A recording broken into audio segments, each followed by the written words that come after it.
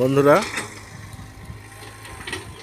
দেখতে পাচ্ছেন ভৈরব নদী থেকে কচুরিপানা অপসারণের জন্য রাস্তা নির্মাণ হচ্ছে ভৈরব নদীর পাশ দিয়ে।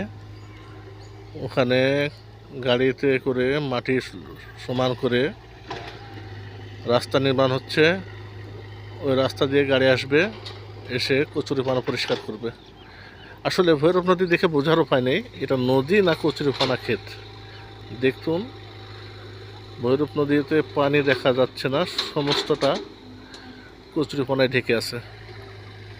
হ্যাঁ, আমি আপনাদেরকে দেখানোর চেষ্টা করছি, যেদিকেই তাকাবেন নদীর শুধু কচুরিপানা আর কচুরিপানা। কি একটা অবস্থা!